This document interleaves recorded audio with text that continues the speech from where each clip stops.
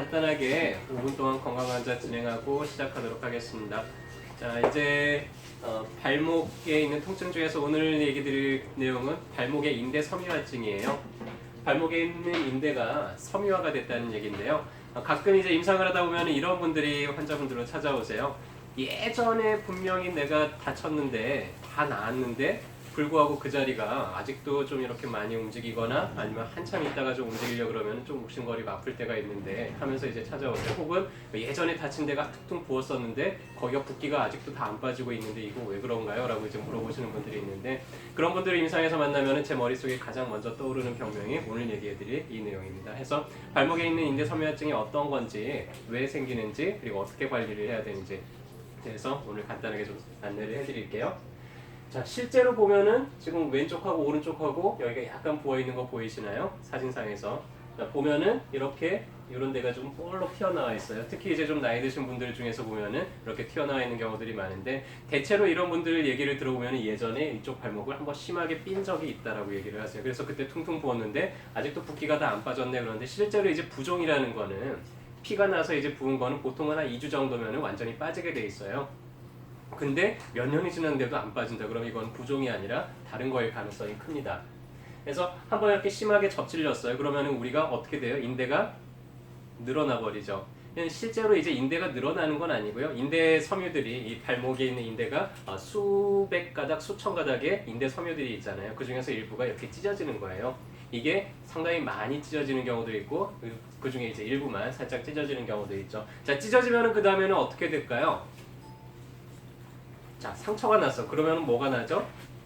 상처 난 데서는 피가 나죠. 그렇죠? 인대가 찢어져도 이 근처에 있는 혈관들이 터지면서 피가 나게 됩니다. 그러면은 그 피가 고여서 이렇게 퉁퉁 붓게 되죠. 자, 그래서 발목을 접질렸는데 처음에 붓는 거는 속에 있는 구조물이 찢어지고 이제 피가 고였다는 얘기예요. 그래서 이 사진을 보면 상당히 퉁퉁 부어있죠. 크게 보이죠. 그래서 빨리 이 피가 좀 잘 제거가 되게 해주면은 그러면 이제 후유증이 없이 깔끔하게 나을 거예요. 자, 근데 우리가 어떤 상처들을 보면 상처가 났다가 아물 때 깔끔하게 예전처럼 원상복구가 되는 경우도 있는 반면에 어떨 때는 보면 이렇게 흉터가 남아요. 그렇죠? 이 흉터를 만져보면 말랑말랑해요, 딱딱해요? 딱딱해요. 좀 딱딱하죠, 정상적인 피부보다. 그리고 정상적인 피부보다 더 부풀어 있어요. 그렇죠? 이걸 이제 우리가 정확하게는 이제 섬유화가 이걸 됐다라고 이제 표현을 해요. 상처가 난데 정상적인 조직이 차는 게 아니라 이런 섬유 조직들이 차서 그 상처를 대신하는 건데요.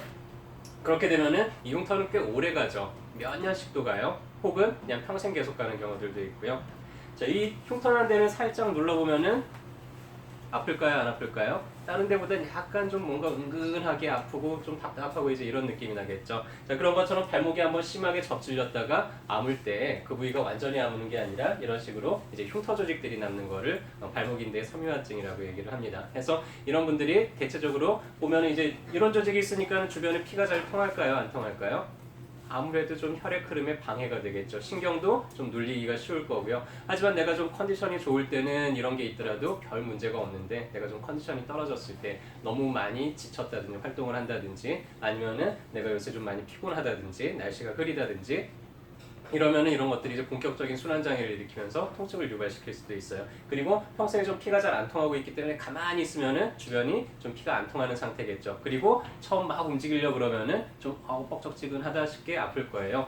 혹은 너무 많이 움직이면은 그때부터 점점점 조금씩 이제 통증이 증가되는 그런 양상으로 우리가 알 수가 있습니다. 그래서 치료는 이런 분들을 이제 첫 번째 치료는 저희는 주겸약침을 사용을 해요. 주겸이 고농도 알칼리이온이라고 그랬잖아요. 그래서 강제로 좀 순환을 시키는 효과가 있어요. 그래서 방금 같은 그런 상처 부위, 흉터 부위에다가 주겸약침을 놔주면은 이게 조금 흐물흐물해져요. 그러면서 피가 이제 점점 잘 통하게 바뀝니다. 혹은 너무 심한 분들은 도침을 사용하는 경우도 있습니다. 침 끝에 보면은 조그마한 끌이 달려 있어요. 저는 이 도침을 침으로 하는 미세 수술요법이라고 표현을 하는 걸 좋아하는데요.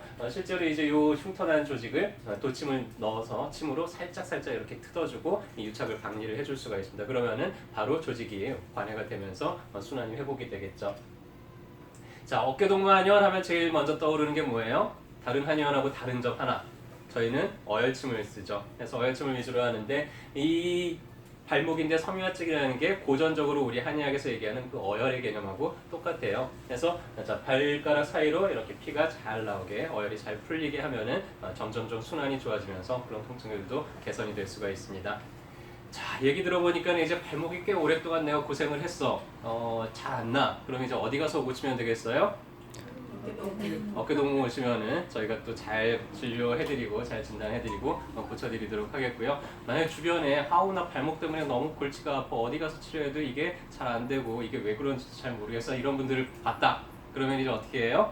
어깨동무 가라고. 네, 어깨동무를 직접 어깨동무하고 같이 오시던지 아니면 저희를 소개를 시켜주시면은 저희가 좋은 데 소개시켜서 정말 감사하다는 얘기 꼭 들으실 수 있게 정성껏 잘 진료해드리도록 하겠습니다.